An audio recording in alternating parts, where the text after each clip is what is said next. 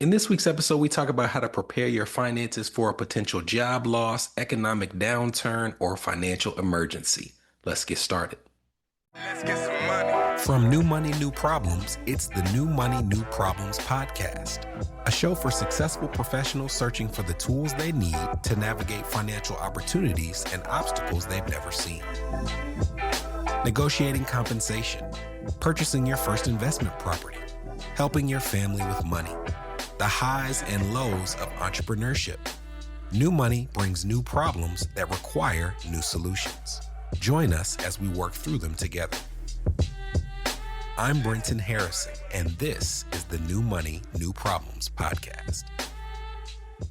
Hello and welcome to this week's episode. If you are like me, I hope you're enjoying what is, at least from a back to school perspective, the end of the summer. So the traffic on my route is a little busier each morning, but it's a little cooler each day than it has been over the past month or so, and I'm taking comfort in that. In this week's episode, we're going to be piggybacking on a topic we've covered a little bit over the last several months, and that is preparing yourself for a financial downturn. We have seen so many people who have been impacted over the past several months. But in addition to that, even if you do keep your job, there is the potential economic downturn from things like tariffs that might increase costs or, take what would be solidified industries and put them on shakier ground. There's all these things going on that for many reasons are having people in the mindset of preparing for a potential downturn. Along those lines, I was interviewed recently for an article from Market Watch. And if you see this on screen, we'll put this in the show notes. The title of the article is, and I quote, "It's not what the masses may be drawn to, but this simple move may both protect and boost your retirement savings," end quote. So I'm quoted in this article talking about some of the potential benefits of having an increased focus on your emergency savings, along with other financial advisors that were quoted in this article.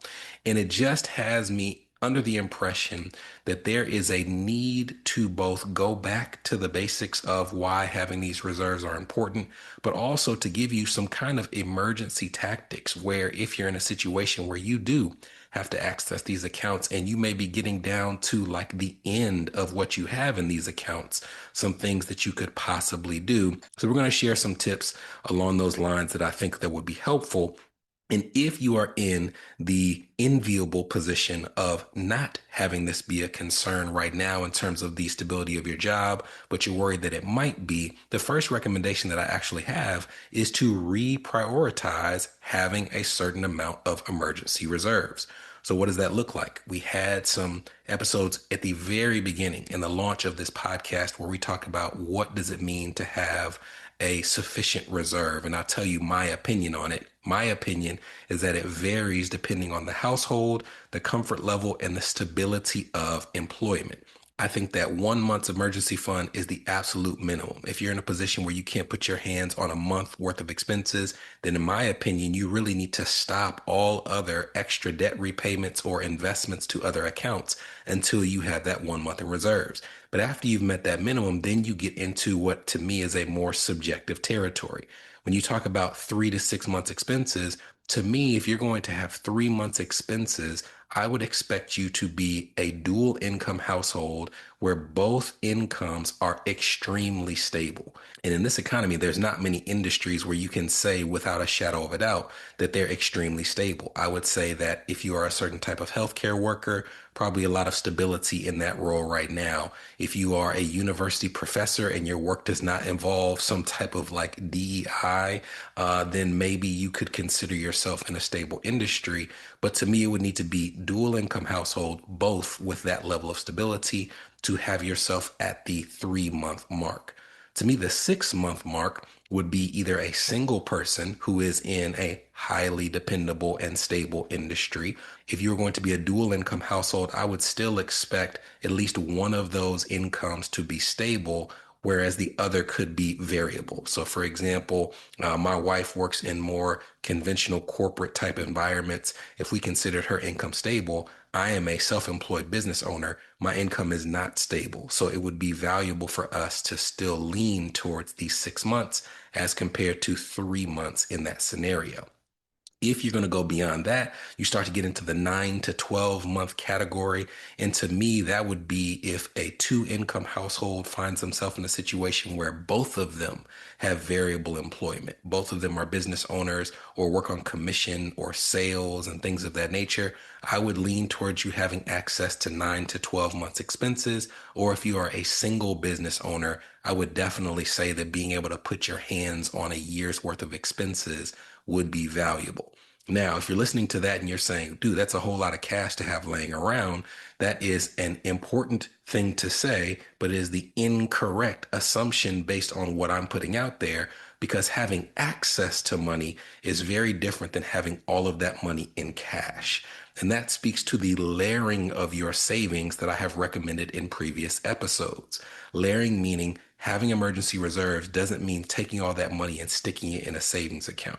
I would typically recommend, if you are in a position where you have or are building towards these reserves, that you layer it or consider layering it in the following way.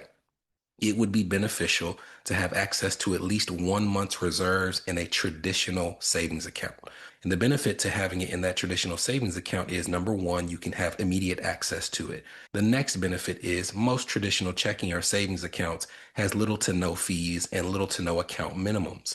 So hopefully you're not paying anything for that account, or if you are, it's something minimal. So you're not worried about a high fee if you don't keep a certain amount of balance. So for those reasons, the flexibility and the immediate access of it would benefit you to keep that 1 month in traditional savings. Now, beyond 1 month, you start to get into the category of having the benefit of using things like a high yield savings account or a money market account. And if you're looking at that and saying, well, I need access to this money, I don't think there are many emergencies that you're going to need more than a month's expenses immediately. You typically, even in the event of an emergency, would have at least 1 to 2 business days in order to get something taken care of. And that's about how long it takes to get money out of a high yield savings account into your checking or your savings account.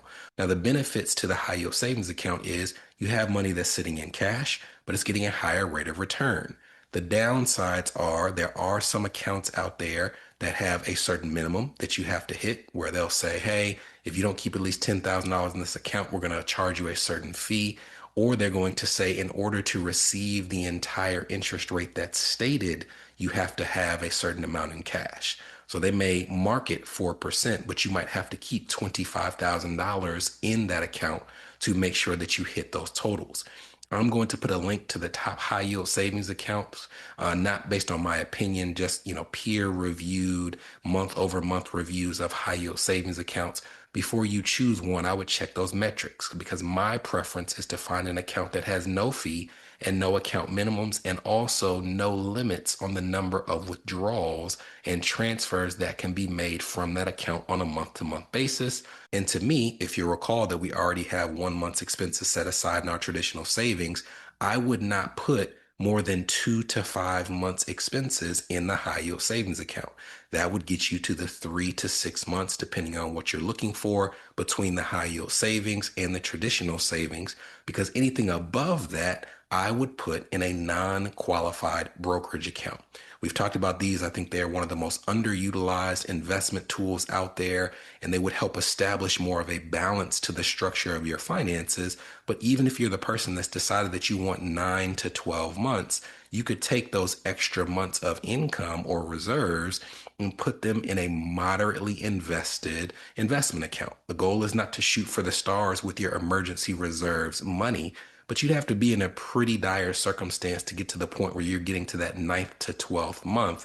So you may be able with those later months to take slightly more risk as compared to what you would have in those first 3 to 6 months, where you want the guarantee of knowing that if that money is needed, you're going to have at minimum what you put in that account. Now let's talk about how to reposition some of your debts to prepare for an eventual economic downturn, job loss, or financial emergency. During periods where you feel like you are under reserved and you're building yourself up to the point where you have this desired structure, I would encourage you to prioritize savings and building up that reserve over the extra repayment of any debt that does not provide immediate cash flow relief. Let me give you an example. If you have $2,000 that you are considering using to pay extra towards a debt, and you're paying it towards a student loan that's $25,000, you get no immediate economic relief or any near-term economic relief from having that balance go from 25,000 to 23,000. There's still a long way to go. So in that scenario, I would prefer you take that $2,000 and put it in one of those layers of your emergency reserves. But let's say instead that you have $2,000 that you could put extra towards debt, and you have a car loan with $5,000 left that's costing you $650 a month. Well, now you are getting yourself much closer to having $650 off your monthly expenses because you're going from $5,000 down to $3,000. And with some extra effort over the next few months, you can pay that off in short order and have a significant boon to your cash flow ahead of what is a period where you're wanting your cash flow to be as strong as possible. So in two different scenarios, one of which I would prioritize savings because you're not getting any immediate cash flow relief. And the other, you would be able to attack that debt more aggressively because you're closer to the finish line and would have some potential benefits of doing so. Now, there are other types of debts that I would say, again, if you don't have those reserves, I would consider repositioning so that you are either paying no interest, lowering your payments, or paying less interest as compared to where it is now. An example would be credit card debt. Let's say that you don't have much reserves, you are laid off from your job, and you're offered $10,000 worth of severance, and you have $10,000 worth of credit card debt. Well, you could take that $10,000 and you could pay off all your credit card debt. But if you need money the next month, the only place you have to go if you don't have emergency reserves is right back to that credit card. So I would recommend in that scenario that instead of taking your severance check and paying off the cards, reposition the cards. Maybe you have the ability to open up a 0% interest card for balance transfers and put that money in that card so that at least while you're trying to get to your next employment situation, you have the ability to not have that money burdening you in terms of the amount that you owe. The same would be true for things like federal student loans. We have talked about the fact that as debts go, federal student loans are actually one of the most flexible in terms of how you can get out of or delay a payment in the event of an emergency. So I would not be paying extra towards federal student loans during a time like this. If you're worried about what may come in the near future, you could, in the event of an emergency, take advantage of things like forbearance, or if you had a reduction in income and you're on an income-driven repayment plan, you can ask your loan servicer to recalculate your payment so it reflects your current income. And depending on the plan that you've chosen, if you have no income right now, you could still get credit towards things like forgiveness, even though you're technically making no payments. All of these things really speak to, when it comes to a knowledge of your debt, making sure you read the details to know what's possible. Again, we're meeting with people who are literally on the razor's edge when it comes to their ability to draw from any savings and cover expenses.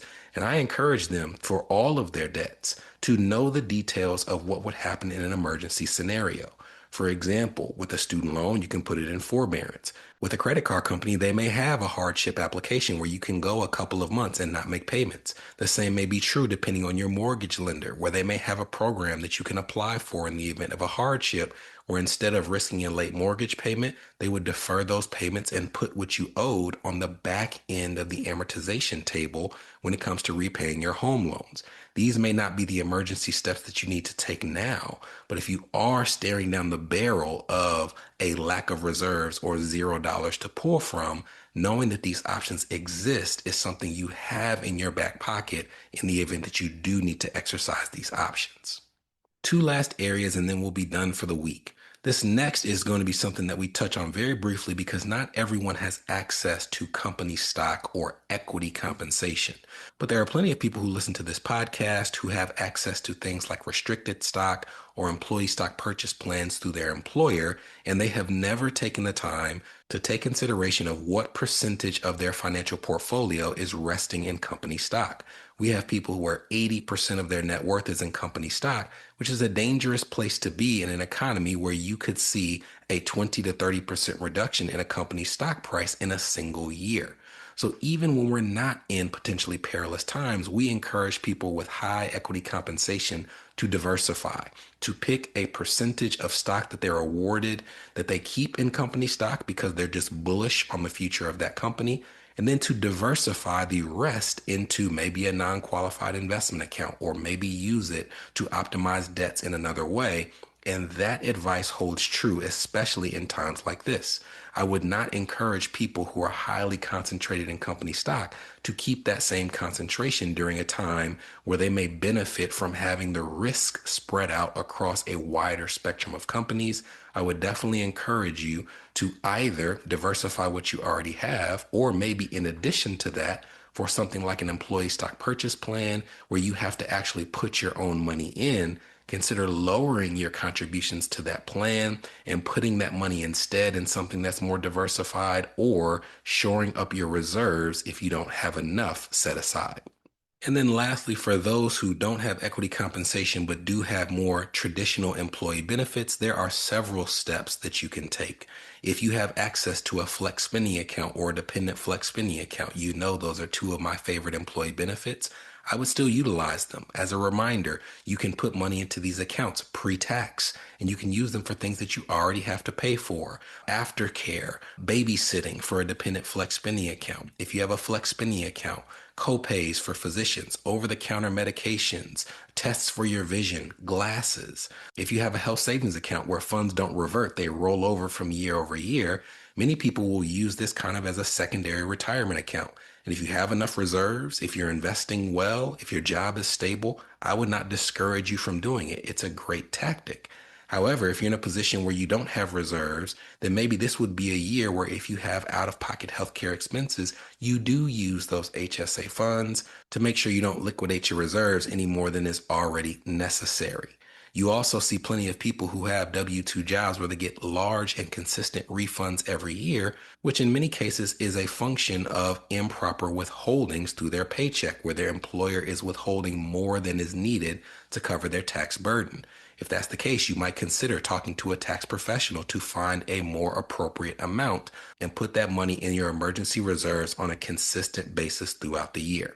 And retirement accounts. To me, one of the last places you would want to tap into in the event of an emergency is a 401k loan. But unfortunately, I do regularly see high income earners where they don't have access to much emergency savings. They don't have any non-qualified investments they can access now, but they have a huge retirement account that they're maxing out every single year. Well, in that scenario, you're kind of positioning yourself to potentially need a 401k loan in the event of an emergency. So you might, in the here and now, consider lowering your contributions to the match if you only have minimal emergency reserves. Again, if you have no emergency reserves, I would consider stopping retirement contributions, even if it means giving up on the match until you are better balanced in terms of your preparedness for financial catastrophe. There are also types of retirement plans if you are a government or a university worker or a hospital worker, like a 457 plan, which is a really flexible retirement plan that typically does not involve any matching dollars from your employer, but it does give you the ability to access those funds as long as you're separated from service, as compared to a 401k or a 403b, where you have to wait until a certain age, typically 55 or 59 and a half, before those funds are accessed. These are the types of steps that in the event of an emergency, you want to make sure you know you have in your back pocket. Again, I hope that you never have to access them, but I do also want you to know the information so that as you build your reserves, as life happens, as life does, you know what can potentially ensure that you are in as good a financial position you can be for as long as you can be, even in the event of a financial emergency. From New Money, New Problems, this was the New Money, New Problems podcast, a show for successful professionals searching for the tools they need to navigate financial opportunities and obstacles they've never seen.